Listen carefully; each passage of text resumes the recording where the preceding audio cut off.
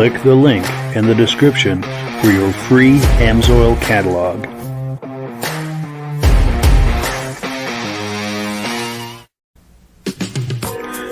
Before we get started, I'd like to give a quick shout out to some of our friends. The Eastern Snowmobile Racing Hall of Fame. Search for them on Facebook. Central Minnesota Pond Racing. Search for them on Facebook. The historic Lancaster Motel for the ultimate Eastern trail riding adventure. Crane's Snowmobile Museum at 172 Main Street in Lancaster, New Hampshire. The Vintage Snowmobile Club of America Quarterly Magazine. The New Hampshire Snowmobile Museum at Bear Brook State Park in Allenstown, New Hampshire. And lastly, if you decide to advertise with the Vintage Snowmobile Podcast, this could be your advertising message.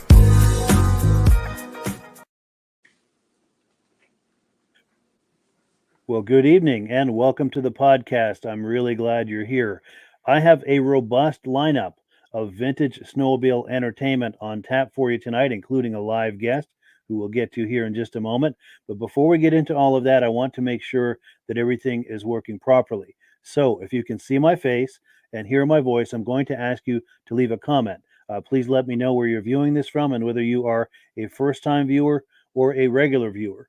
Now, to our first-time viewers, if this is your first time hanging out with us tonight, I hope you have a good time with us, and I hope you decide to join us here each and every Thursday night at 9 p.m. Eastern Time.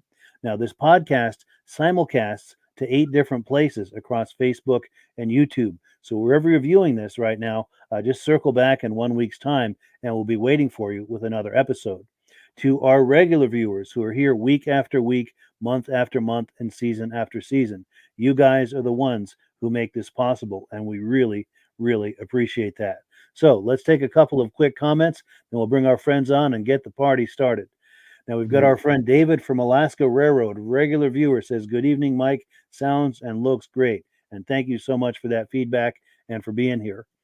Jim Holbrook, regular viewer from Thetford Center, Vermont, says everything looks good and sounds good. We appreciate that. Also, James Whiteside says, "Loud and clear from Illinois." Outstanding. Thank you. And oh, cool. My good friend Steve Dickinson from Berlin, New Hampshire is in the house tonight. I would love to get you on here one night, Steve, as a guest to look at your Articat collection. We'll get a couple more comments. And then, okay, Robbie Rupp from Pembroke, New Hampshire. Outstanding. Good to see you. Vernon Center, New York, regular viewer. And then we'll take this last one and we'll bring our guests on. Sounds good, Mike. Going to be in shows in Vermont next Thursday. Outstanding. Well, cool deal. All right, so let me switch screens here, bring our friends on, and we will, as promised, get the party started. Gentlemen, how are we doing tonight? Doing good. Oh, very good. Good. Now, our guest tonight, I'm going to put him in the center of the screen.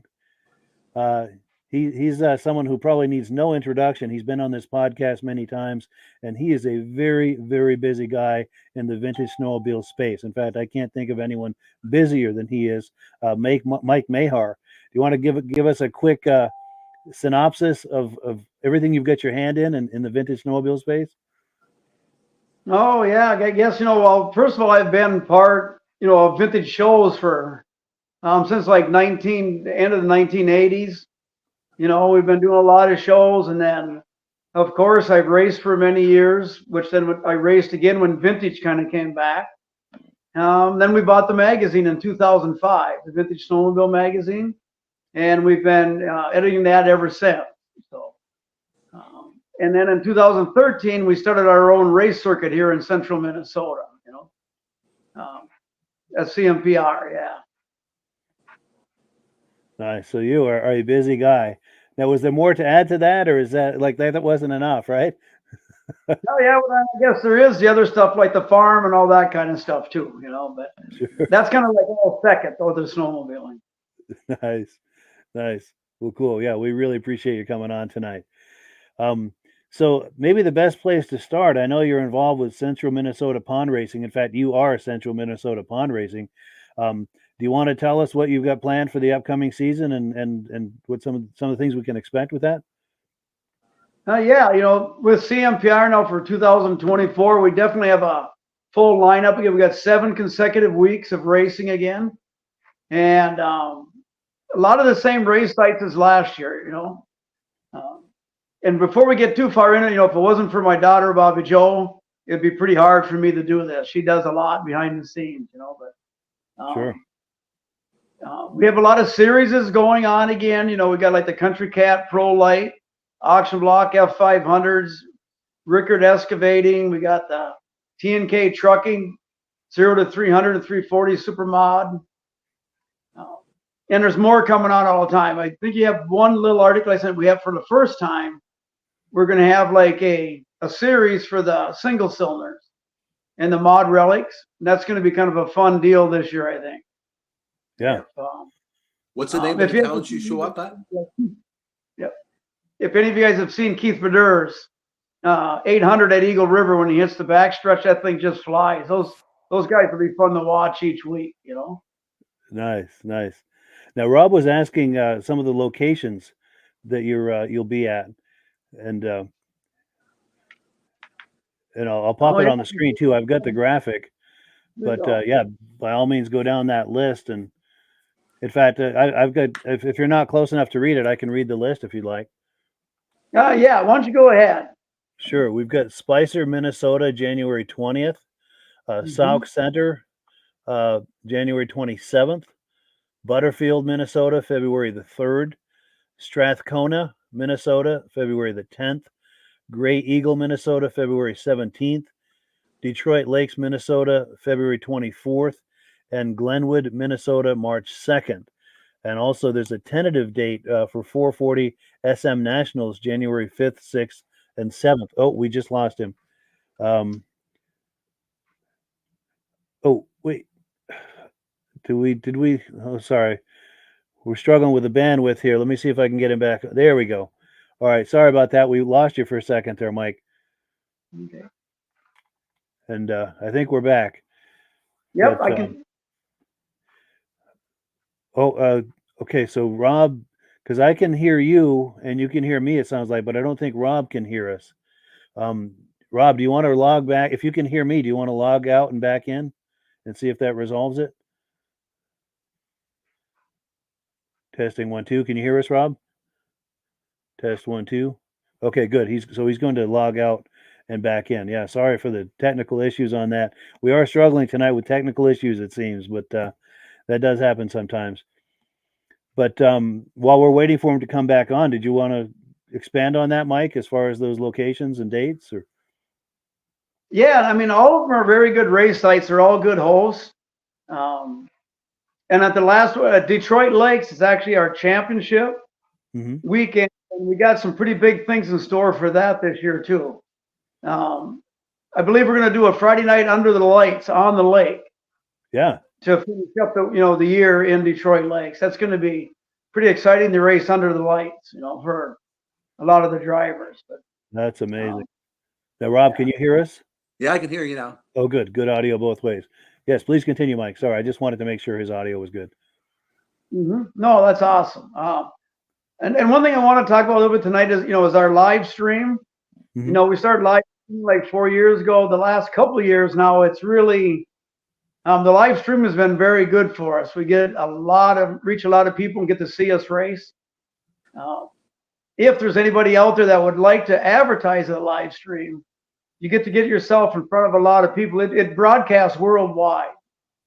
And I think, Mike, you replayed some of our races a couple times, Absolutely. I do that quite often. They always get a lot of views. Absolutely. In fact, I've got a graphic that shows how you can find it online. There is a link in the description, but at the bottom of the screen there, if you want to take a closer look at that, just pause this later after the podcast, and you can write down that web address and go to that location where you can bookmark that. That's where they regularly simulcast those races. And here's some other places where at the bottom of the screen there where it says where to watch. It talks about the different places where they send that out. And it is an excellent advertising opportunity. for someone who'd like to get in front of those people. Yeah, like the day of the race when we live stream, you get approximately, depends on every plow break we do our, run our ads. So you get approximately 8 30-second ads. And then those also go on demand, that the ads stay. And then they turn around the following week, they put it on the Minnesota cable TV network, which goes out to 200,000 people, Yeah. Yeah, you get a lot of exposure, and it's only $400 per race. I mean, that's 8 30-second ads for $400. So that's actually pretty good. Yeah, that's a heck of a deal for sure. And we do have comments coming in. Did you have more to add to that thought, Mike, before we start taking comments? Or let's take some questions. That'd be good. All right. And while we're doing that, while I'm getting into the screen for that, I would like to encourage our viewers to please light up our comment section with comments and questions for Mike. What's the biggest class you have, Mike? What size track? No. What's the biggest class you have? Oh, the biggest class is Pro Light. Pro Light. We race everything from vintage single cylinders up to the late model Pro Lights. Nice. And as far as numbers go, like the F500s would be the largest. We have about 30 F500s each weekend, each Saturday. That's a good entry list. Yeah. Yeah, we usually have about 125 to 130 drivers a day, Yeah. That's amazing. And approximately 350 to 400 entries. And I know in the past when we've talked about this, you mentioned the way you've structured the entry fees makes it very accessible to a lot of racers. Did you want to go over that real quick on how that's set up? Yeah. Our business model is a little different. That we go out and we kind of get our boots in the ground, and we get enough support, through sponsorship to actually run our organization. And then the drivers only pay $40 entry fee, but then they can race as many classes that they have a legal sled for. So they pay $40 one day, and we got some series that pay up to $1,500 in a 3-race series to the winner. So it's a pretty good deal. Yeah, that's a great way to structure that for sure. Yeah, let's take some comments real quick. We've got Robbie Rupp from Pembroke, New Hampshire in the house. We've got some. It's funny, it says Facebook user sometime. I think they're on a Facebook group, but it says, "Good evening, Mike, regular viewer from Vernon Center, New York." Outstanding. Also, sounds good. Going to be, we looked at that one already, but yeah, that is great news. Now, James Whiteside is talking about, apparently John D has passed. Does anybody know anything about that? This is the first I hear of that. He said, "Sad day today, the announcement of John D passing." Yeah, I'm not sure who that is. If you could fill us in a little more on that, James, we'd appreciate that, especially if it's someone associated with vintage snowmobiles. Reese Fleury is one of our regular viewers, Tupper Lake, New York. We appreciate you being on, Reese. Also, David from Alaska Railroad says, "Good evening to Rob and Mike Meagher." Appreciate that. Also, Old Ski Dude 2 says, "Good evening, fellas. Reese Fleury." Cool deal. Bill Nelson says, "Can't wait. CMPR rocks." Cool deal. Cool deal. Getting some validation here. This is wonderful. Stacy and Art Fosler, regular viewers from Platkill, New York, are in the house. David from Alaska Road, I think he has a question for Mike. He says, "I used to ice race in Winona, Minnesota in the late 80s. He says, "Do you recall those races?" Do you have any memory of that, Mike? No, I don't know if I do or not. I mean, sure. The name does sound familiar, though, but that's getting to be late 70s, a long time ago. I'm getting old, So. Yeah, because he was talking specifically about Winona, Minnesota in the late 80s. I guess our last tracks right around us up here were more like an 81. And then I went into speed running for quite a few years where I didn't race on the oval track. So I might have, if he was racing snowcross or ovals at that time, I might not have run across him. Gotcha. Well, cool. Yeah. And then Reese Fleury. So you still race yourself and also run the series? I don't race anymore. 2009. I quit racing in 2009. And then I sat on the board of Oval Racers Alliance for a couple of years, and then we started our own circuit. My daughter and I did. So in 2013. Nice. My grandkids still race. All my grandkids are racing now. Oh, yeah. Wow, that's amazing. And then we've got Pierre Jensen in the house. He's saying he's raced with CMPR since the beginning, and it's always a good time. Do you know Pierre? Oh yeah, very well. Pierre's a great guy, and his brother Rudy actually put $1,000 in our F-Stock program for this year too. So wonderful. Thanks for that. That is very generous. That is wonderful. And then Rick and Katrina Dumont out of Albion, Maine says, thank you for the show. Appreciate you being in the house. Oh, and here's some detail here. So as far as John D., he was the meteorologist from the UP in Michigan. Something about the snow web, very well known in the snowmobile community. Yeah, that is sad news to hear of his passing for sure. And we appreciate you filling us in on that. We appreciate that. But well, cool. That's it. We're caught up on the comments. Rob, did you have more questions for Mike? Or What did you race when you raced, Mike? And my hearing's not great, so I'm gonna have to get a little What kind of closer. machine did you race when you raced, Mike? Yeah, I raced a lot of ovals and always Arctic Cats. I was kind of an Arctic Cat guy. Yeah, and I've still got some of my old Z's that I had originally back in the day, and we've raced those when Vintage came back. I did race one Yamaha 77 SRX on the ovals too for like 9 years, I think. I have a 340 at my backyard. Okay, yeah, nice. Yeah, they're the thing is about the SRX motor is just they're fast, you know, and you have to spend a lot of money on an Arctic motor in that era, you know, to keep up. And in 2009, I won the 440 Supermod at the World Championship with that sled too. So. Oh, nice. yeah, that's cool. Yeah. Very cool. And let me see what else I've got here. Did we have any more on racing? Because at some point I'm going to shift gears to the magazine that you published. But if we've got more on the racing, I'd like to continue. Was there any more? Not a lot. I guess I would just like to, you know, thank all of our sponsors that have helped us out for the last 11 years. You know, the racers, our racing group is probably one of the best groups that anybody could ever be part of. They're just so supportive and fun. We have a great time like every Saturday. And even though they're fast, I mean, we have some very competitive drivers. And of course, you guys only race the one day? Yeah, we only 1 day races. We race just Saturdays.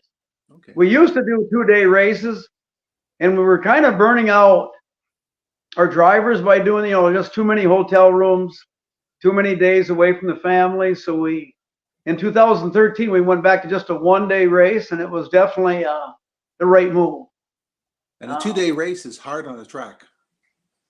Yeah, and we race all in lakes, you know, so I mean, but we do have a shaver. We got Tim the Shaver Man who does an awesome job, but you can only do so much.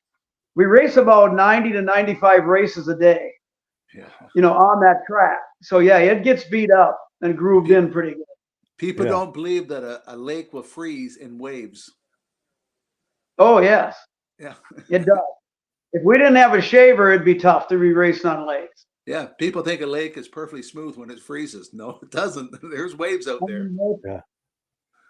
Yeah, it could be very rough, Yeah. especially with the Leaf Spring 440 sleds. I mean, without a shaver, I think they would be off the ground as much as on the ground, you know, or on the water, I should say.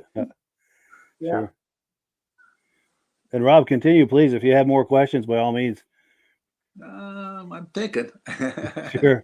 That's when all you right. race, when I raced the SRX, my biggest problem was the Merc twisters. Yeah, you know, the Every corner I Merc went in, they were on the inside, outside of me, but by the end of the straight, I was ahead of them. But then went in the corner again, they were beside me again.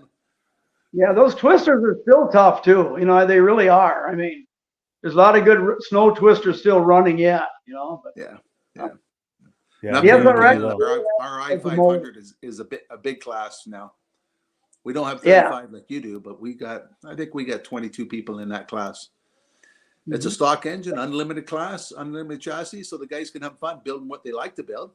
And everybody's running a stock motor, so it makes it pretty competitive. Yeah, and it's affordable too. I mean, F500s kind of went up a little bit, like all racing does, you know. But Yeah. we have like the F stock classes and stuff like that too. It's where 96 and older, 440 fan, but in an IFS chassis, you know. That class is really growing right now. I mean, those are pure stock seats, everything. They just come out and put carbides and studs on them. But it's amazing. Those 440 fans are still pretty fast. You know what I mean? And we have another class for the kids for the F340. So they can build whatever they want, as long as it's a stock 340 motor. So it's getting the kids really involved building stuff. Yeah, we ran the F340 class through the 2000s with Sleds Racing Series. Yeah. It was basically the same thing. Anything with a 340 motor. And that was a great class, really. Yeah. Yeah. And you have plenty to offer for the juniors with CMPR as well? Yeah, we have a lot of, juniors. We actually started, we used to race the Kitty Cat 120s, would get like a mission race. But then about 5 years ago, we switched because those little, I don't know if you've ever seen those little 120s, when they modify them, they're very expensive. Yeah. So we started what we call the 10 and under, 85 and older vintage leaf spring class. It's 0 to 340 fan or 0 to 300 free air. So we get like the Yamaha Enticers, the Bravos, 250Zs.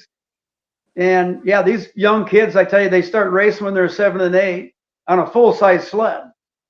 I mean, by the time they're 11, I mean, they're a terror on the ice already. It really worked well. I mean, they can race the same sleds then from 11 to 15.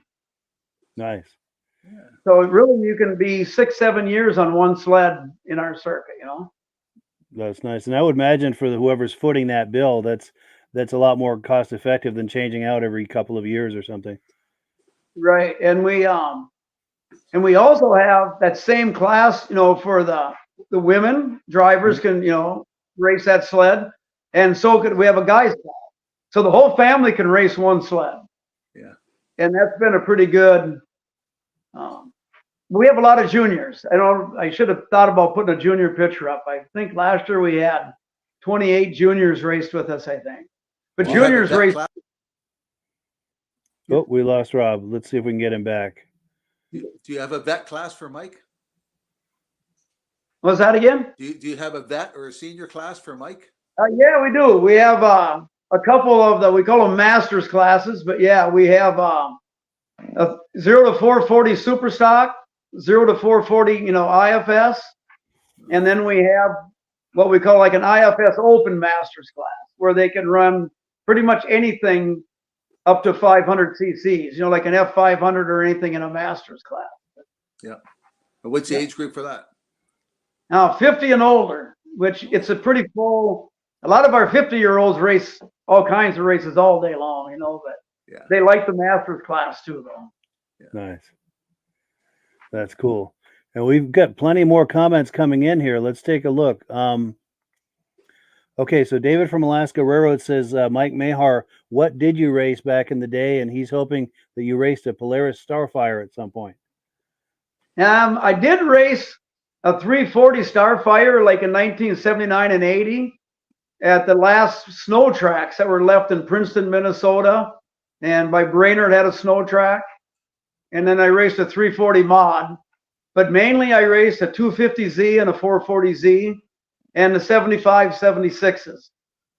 Z's nice. Is what I raced mainly at that time. Yeah. And what does your grandchildren race? Yeah, the grandchildren right now, my granddaughter, races what we call junior novice. That's like through the 90s 340, fan, like the Polaris, the Arctic Cat 370 and stuff like that. And then she also races junior F500. Yeah. And my grandson races in the 85 and older vintage sleds with a Yamaha. He's got a Yamaha Exciter 340 and he's got a 250Z, 75 250Z. Yeah. Nice. Very cool. And then we've got James Spranger in the house saying good evening to Mike, Rob, and to Mike. And yeah, we appreciate that. He's from Wausau, Wisconsin, by the way. Good evening. And then let's see. Oh, Pierre is saying, is start time still 11 o'clock or are we starting earlier? He's wondering. Now we're going to have all 11 o'clock starts this year.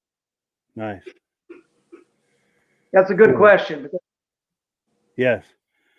And then David from Alaska Railroad says, I miss racing. I still own my racing pride, which is his 1980 Polaris TXL. He said that sled would take down 500cc sleds on the drag strip. Cool. Yeah, that was a fast sled. Yeah. And then Pierre Jensen is asking if there are any new classes this year. Now, basically, we're going to be running the same classes that we did last year. Nothing much is going to change. We have a couple specials, like in Butterfield, where we're going to add, like one day we'll have some relic classes that we normally don't have, you know. Nice. And then also we've got Tucker Braith, who is a junior racer in the house. We appreciate your being on here, Tucker, and we wish you well in your career in racing. Hi, Tucker. He's a good. Tell him, ask him what the old man said. He should be out working on sleds, you know. Nice. That's cool that we have him in the house, and it's cool that you know him too. That's great. Mm-hmm.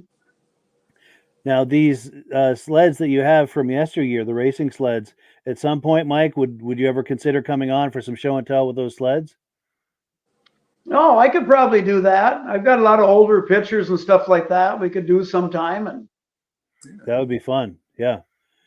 And do you have them in a barn where maybe there's some good lighting or something where we could do like a walk around of the actual sleds or on a future episode? Yeah, they're all pretty much stored together right now. Sometimes they're all spread out in different trailers if I take them to shows and stuff like that. Yeah. But right now they're all pretty much together. We could do something like that probably. That would be a blast. Yeah, let's talk about that after the podcast and figure out a time to do that could work for everyone. And sure. then Tucker is also saying, he's talking about his dad. He's out working on the sleds right now, and we're listening while working. Cool. So they're listening to the podcast while they're working on the sleds. Very cool. No cheating. And then there's someone also on Facebook is asking, what is a Relic mod single motor and chassis? Now the Relics are 71 and older, and it's basically the Relic mod. The rules are on the ISR page for those. But they don't race them in a lot of places anymore, and that's why we're trying to bring them back, kind of. They're like the 72 Starfire, the 71 Polaris, and like the EXTs. Remember, like the Arctic Cat EXTs that look like a Puma? Yes. The King Cats. So yeah, they're cool sleds to see back out on the track, you know. Yeah, definitely. Oh, and then someone is saying they see a lot of trophies behind you, Mike. Any quick comments or stories about some of those trophies? That's from back in your racing day, I presume? Yeah, I mean, that's part of them that are behind me here. If I knew I wouldn't screw the phone up, I'd probably show you my most prized one, but I was very lucky. I'm very fortunate through the years. The ones I kept in here now in my little man cave are the ones that were kind of special to me for some reason. It was either the place I raced or the people I was with, stuff like that, A lot of good memories associated with those. Oh, yeah. What was your favorite track you went to, Mike? Some of my favorite tracks was the Strathcona track in Strathcona, Minnesota. That's the longest consecutive running race, second to Eagle River. And of course, Eagle River was always fun place. I definitely ain't got nothing bad to say about that, but it's pretty serious when you go to the World Championships, Yeah. Strathcona was always a good time, and I just was very lucky. And then sometimes I'd enter 6 classes, I'd have 6 wins, so. Nice. Nice. Yeah, that is amazing. And then we've got David from Alaska Railroad asking Tucker, what are he and his father working on in the way of sleds? This is cool. We get some conversation going back and forth here. This is cool. And so we're going to wait for a response on that. And in the meantime, we've got our good friend Josh Levicker in the house from Turin, New York. we'll be having Josh Leverker on sometime in December for some show and tell of his sleds. And then Chuck Derby is in the house. He said the Derby racing team is looking forward to another great ice oval race season with CMPR. Cool. Hi, deal. Chuck. Yeah, Chuck and Sean are great people, and they got nice sleds too. Nice. And again, Chuck is also the sponsor of the Sportsman 600 series this year with Derby skis. So yeah. Nice. Oh, and here we've got a response here. Tucker says they're doing some tuning on their 72 Vigilante Viking. Yeah. I don't know what Very that is, cool. Mike. yeah, it's a cool sled. I mean, Oh, a I Viking. don't know if Okay. we to put a picture of it up or not, but yeah, it's the 71 Viking. It's a single cylinder mod sled, and it's very cool sled. And actually, they did very well with it last year. They won quite a bit with that sled. Yeah. That's amazing. Well, cool. So yeah, let's did we have any more on the racing, the CMPR racing before we switch gears? All I think right, I'm and good. if- For somebody else and if we has some think- questions. If we think of anything later too, we can always circle back to it too. So it's not like it's final for the rest of our lives or anything. But let's see. Oh, before we switch gears to the magazine, we do want to talk about Amsoil for a few minutes. Then we'll start talking about the VSCA magazine. And if you're ready, Rob, we'll put you full screen. And Sure. all right. Sure. And I've got graphics of those promotions that are on too, if you need that for some support. Yes. Every week we talk about the Amsoil promotion, and as you can pay $10, become a preferred customer, buy everything directly from Amsoil, and every time you order something, every month they have something different. They had the Amsoil rags the one night. Oh, where'd they put the funnel? Yeah. The Amsoil funnels, the screwdrivers. But this time, if you order $49 of Amsoil from Amsoil, you get your choice of having a gas additive product, the PI, cleans the injectors and all that, or the diesel fuel all-in-one product for diesel applications. Now, the best possible way is to buy Amsoil as a preferred customer. Say you're looking at buying the Interceptor oil, since we're talking about snowmobiles. 4 of these big ones in a case retails for $205. As a preferred customer, you order directly from Amsoil for $145, and they ship it right to your door free. Best way to buy Amsoil is become a preferred customer. And last week we talked about you don't always have to buy a full case. Say you wanted two jugs of small engine oil, you wanted a 20W50 motorcycle oil, or one of our new containers. I call them toothpaste containers, filling up rear end 75W90s. Just you squeeze 100% of the fluid out.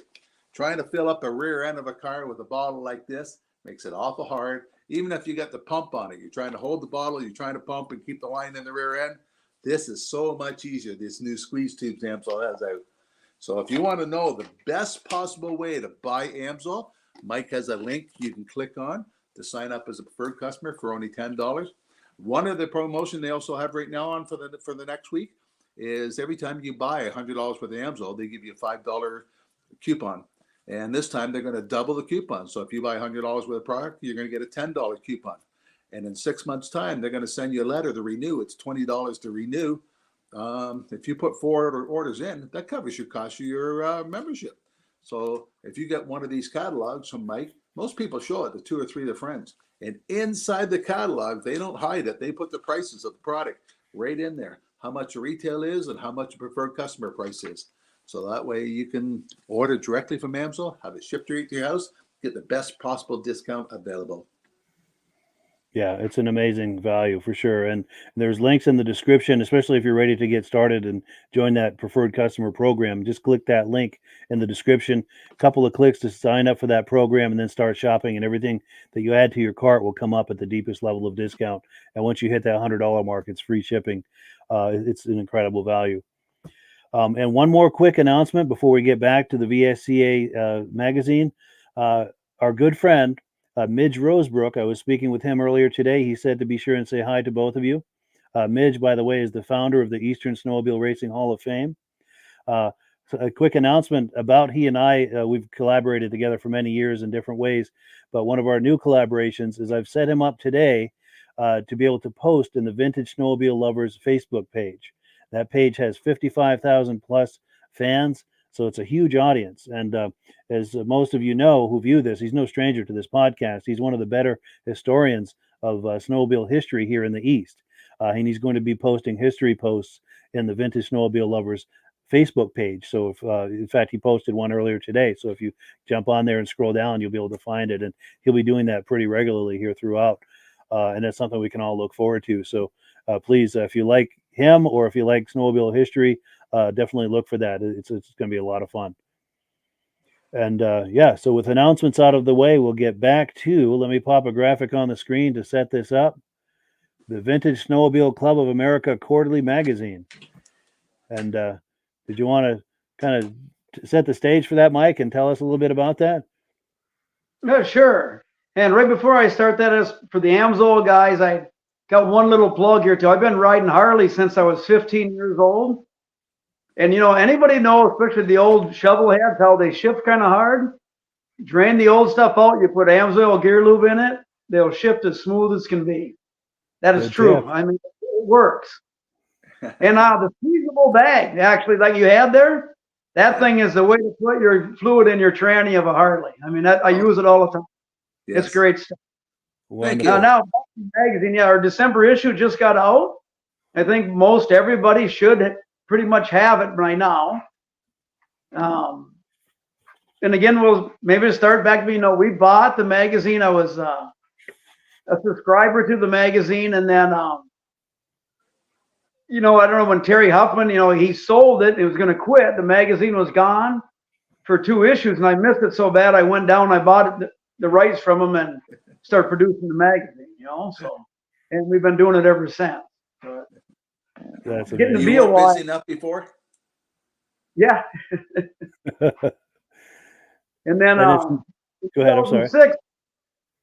In 2006, we started the VSCA National Show.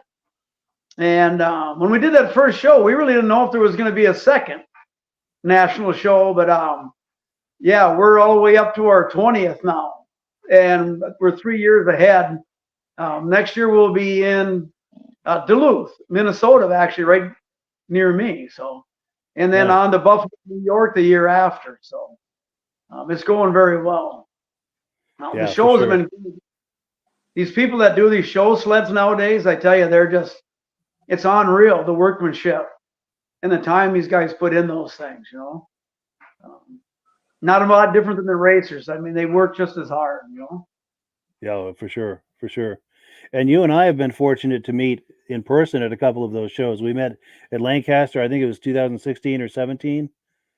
And then we met 2022 in Old Forge. Yeah. Old Forge was a great location. That was beautiful country there.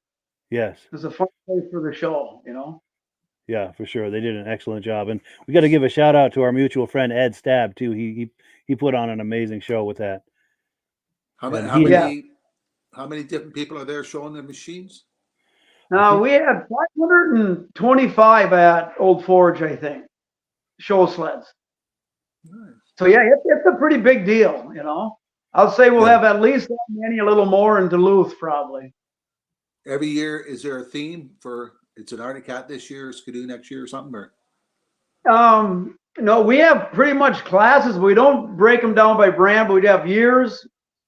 And we have like year breaks and trail, race, that kind of stuff. And then the VSCA national champion, it's the best of all of them that are there that day. It's absolutely the best restored sled. Usually it's hard to compete with an original with the quality of the restored ones, Yeah. And every one we've had so far has definitely been worthy, but there's probably 10 others at the show that are worthy too, That must be tough to judge, because Mike's had some people on here with like the Rupp guys. Man, how do you judge a machine like that? Yeah, it's hard. And the snowjet guy with all his snow jets, like they're just immaculate condition. Yeah, it's getting to be so hard to judge now. I mean, you almost got to do is have a sheet, and you almost got to go to try to pick somebody's. You got to find something wrong with it, because everybody's got so much right. The only way you can eliminate somebody is to find something wrong, which I That's why I don't like the Judge anymore, because you got to find a speck of rust on their skid frame. You got to find something. Who Yeah. was that guy a couple of weeks ago, Mike, that had the polished clips on the track, chrome clips? Oh Yeah. yes.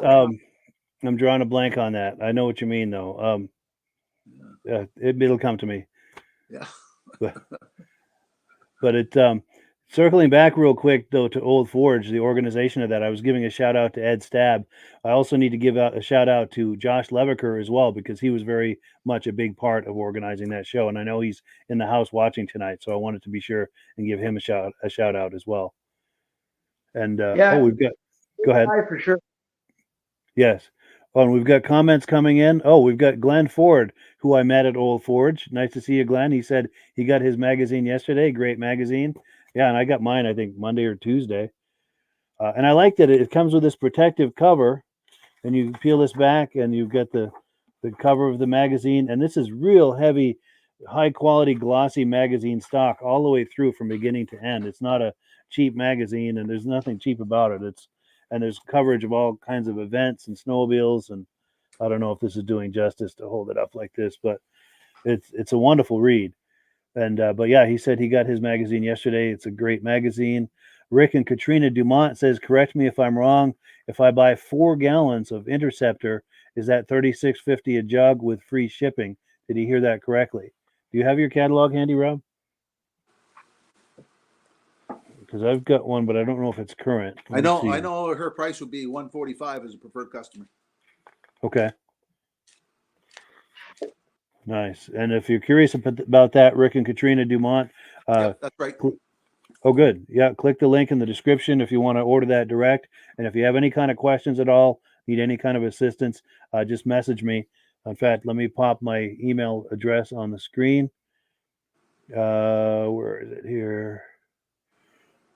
Right here. That at the bottom of the screen, that's the best way to reach me if you have any kind of questions on that or need any kind of assistance. Now, you mentioned earlier that you are going to do a Friday night race. Yeah, in Detroit Lakes.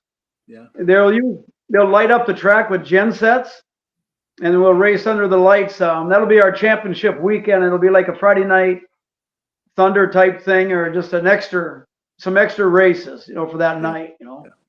We went to Northern Quebec one year for a Friday night race, and after the race was done at 9:00 at night, they did a vintage snowmobile parade with over 200 machines going through Main Street. It was quite good. That's amazing. Yeah, that was awesome. Yeah. Nice. And then we've got David with Alaska Railroad with a question. He says he's hoping to make it to the Vintage Snowmobile show and ride in Waconia this winter. Pardon me. And he's wondering, do you know of any vintage rides in that area? Yeah, actually, the vintage ride, that's one thing we could talk about too, is the vintage riding now it's really picked up. And I know there's the Sunday of Waconia, we have one right in our little town of Grey Eagle, just like 12 miles from me. Last year, I think we had 156 sleds went on that little vintage ride, but Wow. there are 5-6 rides in central Minnesota every weekend, That's amazing. Yes, in my territory, there's almost a vintage ride every weekend because the local clubs put it on, and you don't need to buy a trail permit and something like that for the day. Yeah, so and it's the same in Minnesota. Actually, we get the registers ours free if they're 25 years or older, so. Yeah. Nice. And then we've got someone on Facebook commenting about Herb Yancey won People's Choice with that amazing Motoski Snow Pro in Old Forge. I think it was like an 81 or an 82, was it? And that was restored by Mark Belanger. 82 updates too, maybe, but it was beautiful sled. Yeah, it sure was. And I got to give a shout out to our friend Mark Belanger too. He did that restoration. That was really impressive. And then Jim Smith is in the house. He said he's in late, but he is in. Nice to see you, Jim. And Jim was on the podcast here a couple of years ago. Love to have you on again sometime, Jim. We should message behind the scenes and make something like that happen. Oh, and of course, here's a chance for a shameless plug. Reese Fleury is asking, how do we subscribe to the magazine? And there is a link in the description to do exactly that. And I've also got a graphic. Let me find it. And right here, you've got a phone number there, a website, VSCA.com. There's also that phone number on the screen. and it's very much worth subscribing. It's an incredible magazine.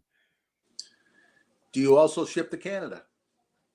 Yes, we have about 260 Canadian, and we have 13 people in Sweden that get the magazine also. Yeah. Sweden, nice, very cool.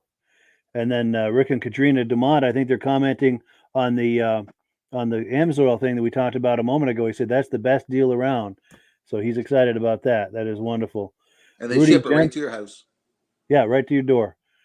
Yep. And then, Rudy Jensen is asking, what time will the night race start? Well, it's probably be 6:30 to 7 o'clock, and it's only going to be probably 10 classes. It'll be like an hour and a half show at night, and that'll be about it. We'll be done by 8:30, 9 o'clock. Yeah. Cool. And then Bill Nelson is asking, what did I miss? And Bill, you've missed a lot. So what I'm going to encourage you to do is once the podcast is over, just circle back and watch it from the beginning. That way you'll catch every single minute of it. We've been covering a lot of ground here tonight. So excellent question, by the way. And I do. Did we lose Mike? He's back. Oh, he's back. Nope. Oh, good. Oh, right. We just switched places. Oh, now we switch back. Yep. Yes, musical chairs. Yes. So I wanted to comment on the magazine real quick. It's actually on a sad note, but it's still a positive thing that you're covering in the magazine. When we were doing that Rupp show last week, we were talking about the passing of Mickey Rupp, and in the latest edition of the VSCA Quarterly magazine, they've got a nice obituary in there, and I took the liberty of taking a shot of that. We've got it on the screen here, and if it's okay, I'd like to read that, because that's a very significant personality in the vintage snowmobile space that has passed. I'm trying to get up to the screen here. It says, it's with great sadness that we share the news of the passing of Herbert Edward, also known as Mickey Rupp, founder of iconic Rupp Industries. Mickey died on Sunday, August 20th, 2023. He was 87 years old. Mickey founded the company in the late 50s in his hometown of Mansfield, Ohio. At first, he built go-karts, but he expanded the line to include mini bikes and snowmobiles. We're all familiar with those snowmobiles. The snowmobiles were and are legendary and pioneered many firsts in the industry. Mickey sold the company in 1973. Mickey moved to Canada, and via his hobby of sport fishing, pardon me, he started Rupp Marine in 1980. After more than 20 years at the helm of Rupp Marine, he retired back to Mansfield, Ohio. He once said in an interview, everything I've ever accomplished, I owe to my dad. He said his dad was a hard-nosed German. He said, you did it right or you didn't do it at all. Many of us can relate to that. Rest in peace, Mickey Rupp. So, Mike, I want to thank you for posting that really nice obituary. It's sad news, but it's nice that you posted that for all of us to be aware of. I never know he ever did a Marine division. Same here, yeah. Yeah, so these are the kind of things that you find out in the magazine. Even though it's sad news, it's important news to the vintage community, and this is where you're going to find out about that. You're not going to miss things like that. And there's coverage of all kinds of events. I'm flipping through mine. I'm going to put myself full screen just for a moment and see if I can flip through this and give you some nice full page ads. Let's see. I know this isn't the best angle, but maybe if I do this.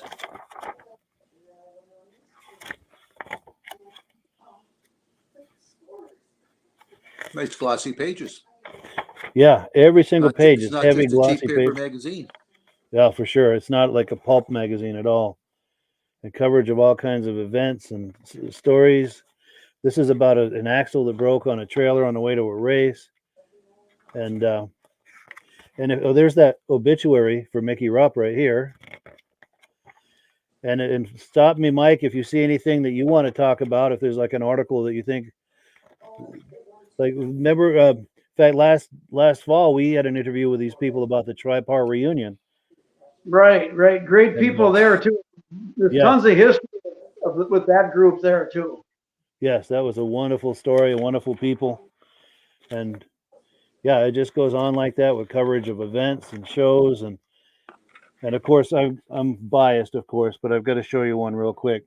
This is coverage. This is an article that our friend Midge Rosebrook wrote about the 2023 Eastern Snowmobile Racing Hall of Fame induction ceremony that happened in September, and he's got some images there, and And yeah, he did a great job of writing about that. And since I'm kind of mixed up with that, I had to give a quick shout out. And of course, Mike and I do a reciprocation. He does I'm trying to put it in front of the camera.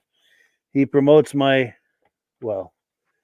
this podcast right here on the magazine.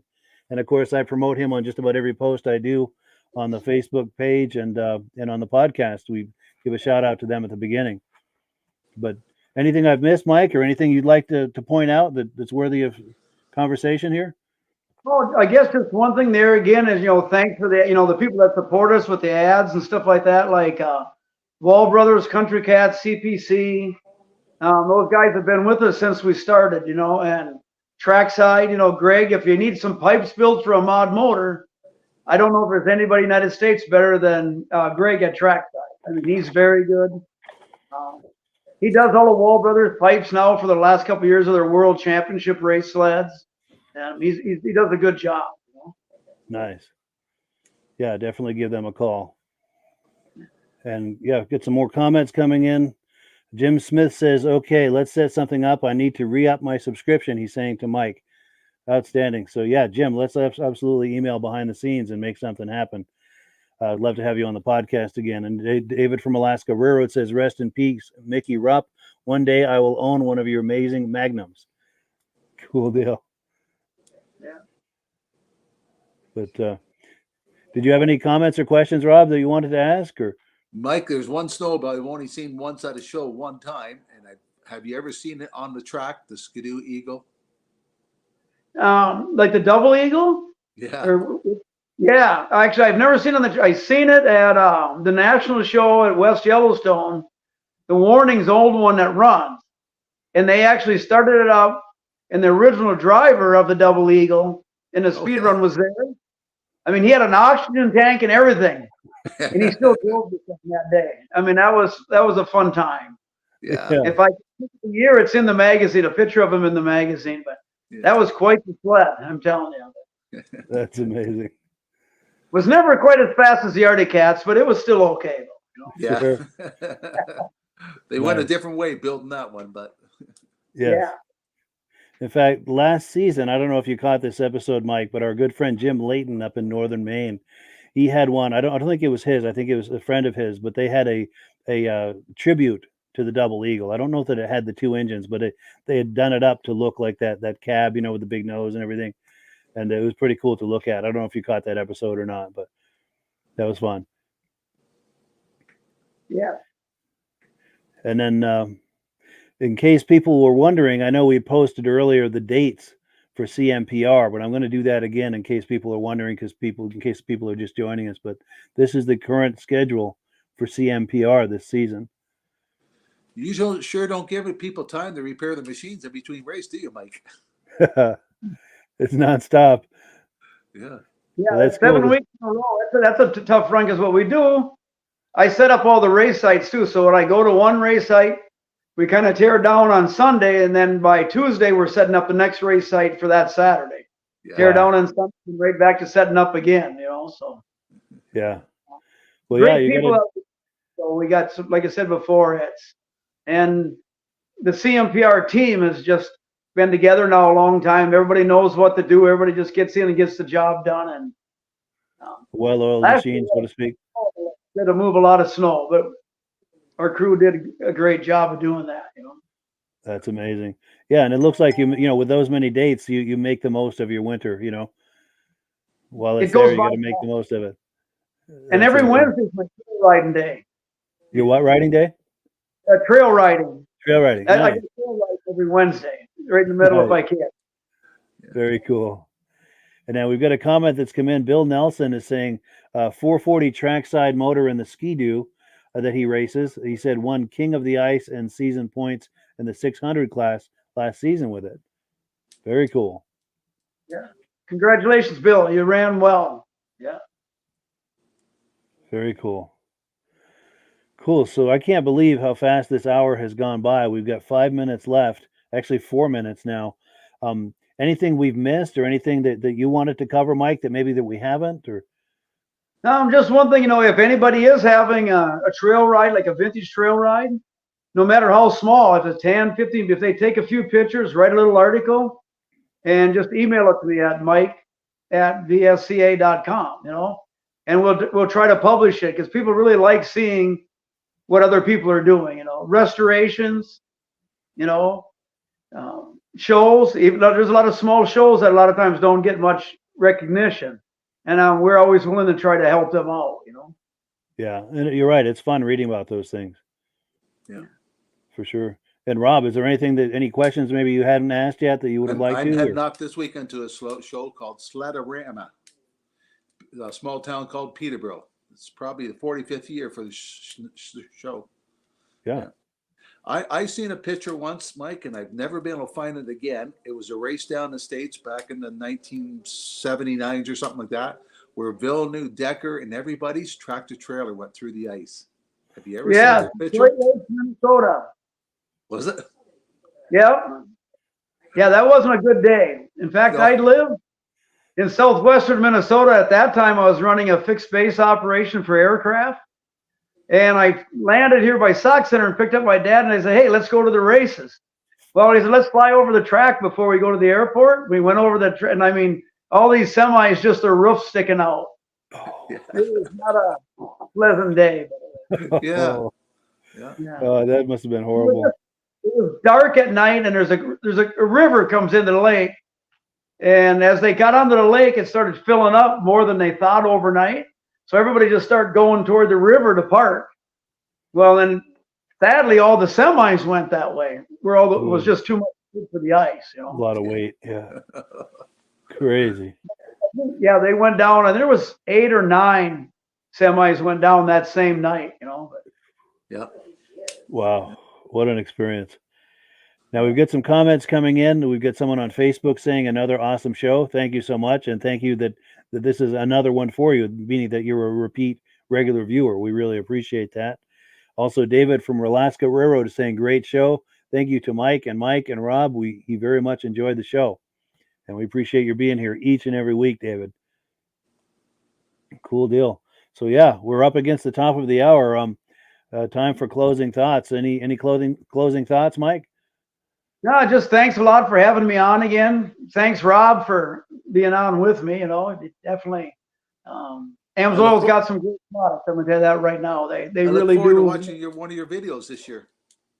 Yeah, and like I said, they are on demand right now. Yet on Cool TV, you can watch all of our races for the last couple of years. Are still there. So. Yeah. I've wrenched for the last couple of years for a guy with a single cylinder up here in Canada. Oh, nice. Yeah. Now we got a couple more quick comments. Reese Fleury says, great show. See you next week. And then our good friend Glenn Ford says, great show. Thank you so much. And a quick housekeeping note with the holiday and everything, the next 2 weeks are going to be replays. But we'll be back, I think, December 7th. Let me look at my calendar. December 7th with another live episode. But there's always something in this time slot. Even when we're not live, we've got a replay. So there's something for you to see. So don't feel like you're going to miss out. But yeah, so thank you everyone for watching. Thank you for all the viewers tonight. We had probably 2 or 3 times as many viewers tonight as we normally do, which we really appreciate. And thank you also, to Mike for coming on and Rob for being here every week. Really appreciate all of that. And in the spirit of Thanksgiving, that's a lot to be thankful for, and we really appreciate that. It was good to meet you, Mike. Great You show, bet. Mike. Well, thank you. Have fun at the show this weekend. Yeah, definitely. As always, last word goes to Amsoil. Have a great one, everyone. Enjoy your holiday. See you guys. Hello, everyone. This is Rob and Mike. How you doing today, Rob? I'm doing good. Mike, yourself? Very well. Thank you so much for coming on. I appreciate it. Now, today, we're going to be talking about Amsoil. And in a few moments, we're going to show you how you can get the deepest discounts, free shipping, and free gifts when you order your Amsoil products through us.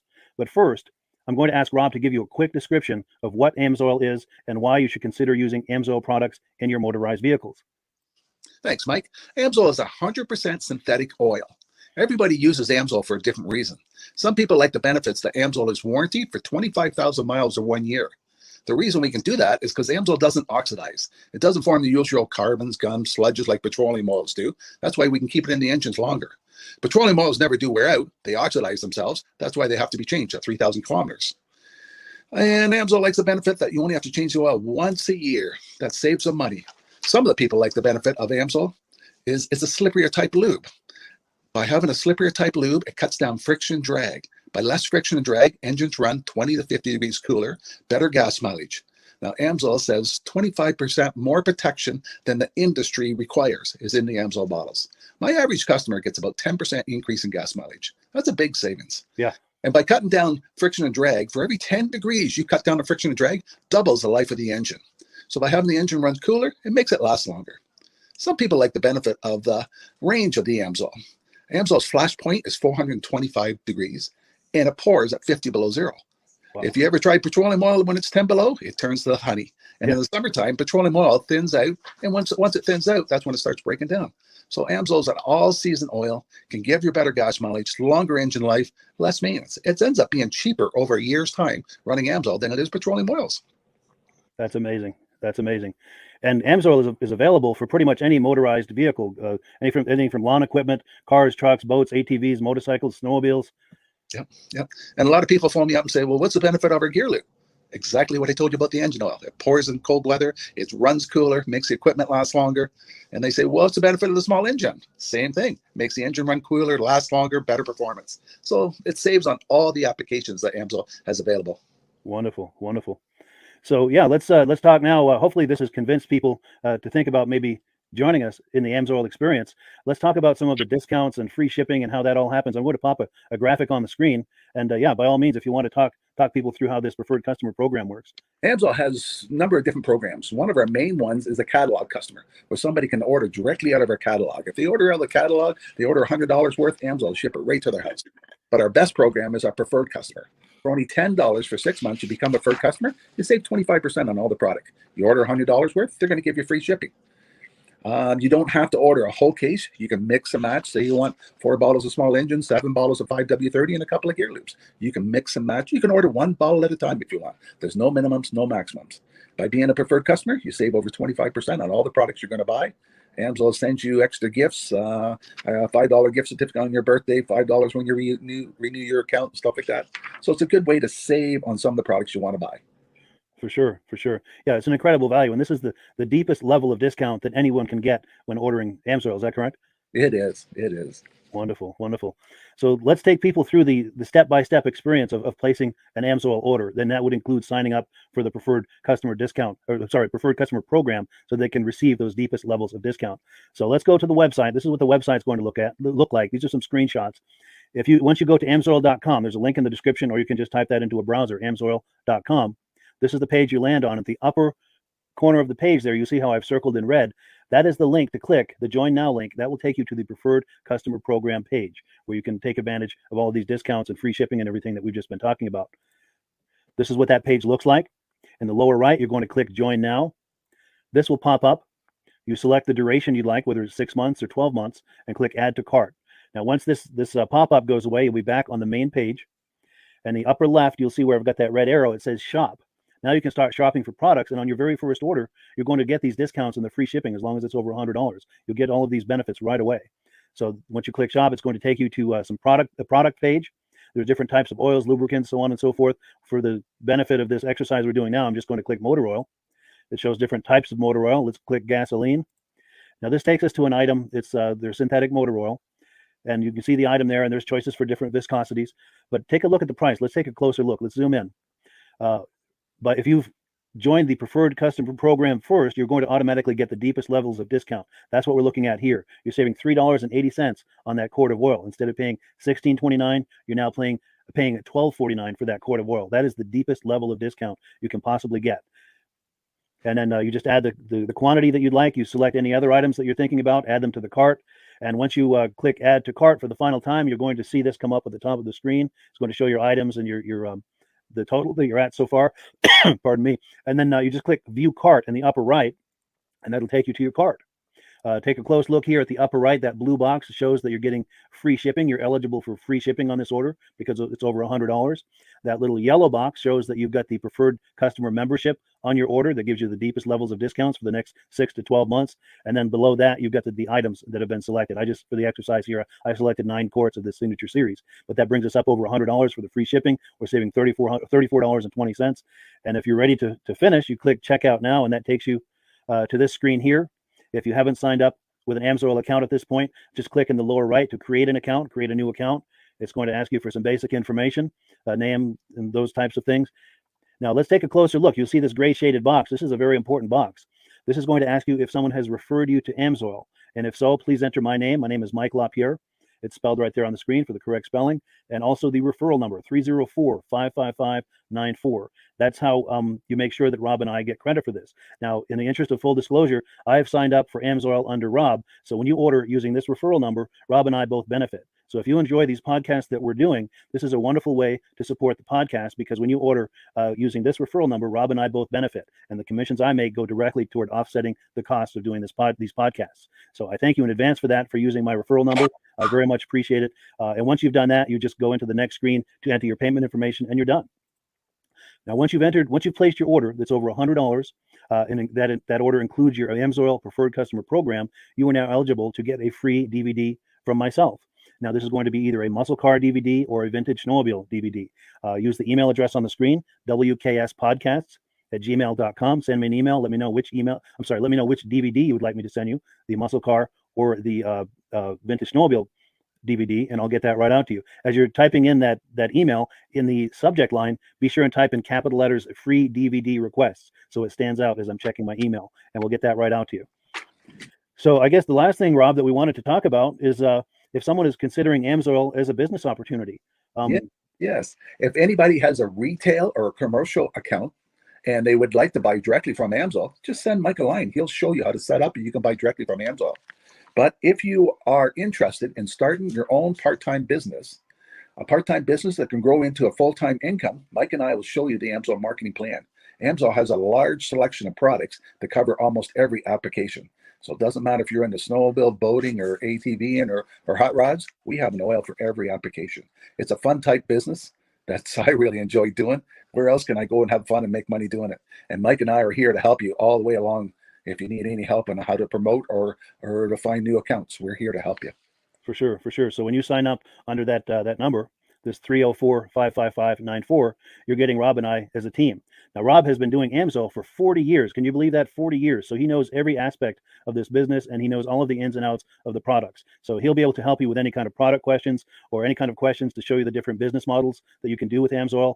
And then the other thing that you get when you sign up under me is I've got a strong background in social media. So if you need some coaching on how to generate AMSOIL leads using Facebook and YouTube, I'm happy to coach you with that when you sign up under Rob and I. You get both of us as a team to help you, to coach you, to support you, whatever you need to get you off and running with this business and having fun with it. Like Rob said, it's an enormous amount of fun. If you're like Rob and I and you enjoy going to any kind of boat shows, car shows, motorcycle shows, snowmobile shows, anything with a motor, you like going to those shows, those events, those races, this is a great way to turn that into a income opportunity for you. Yes. And just by wearing my AMSOIL hat at one of these events, people come up and ask me about AMSOIL. People don't know where to buy it, and I'm there to help them, show them where they can buy the product. Perfect. Well, cool. Well, this is great. Any final thoughts, Rob, before we wrap it up? AMSOIL's a fun business. AMSOIL's been around since 1968. It was the first synthetic oil to be AI approved. Wow. Yeah. That's amazing. And that's very early in the game too, isn't it? Yes. For sure. Well, good. Well, thank you so much, everyone, for viewing. Hopefully, we've gotten you excited as we are about the AMSOIL products. We'd love it if you could join us either as someone who uses the AMSOIL products or to join the AMSOIL team as a business opportunity. And we thank you so much for viewing. Have a great day. You have a good day.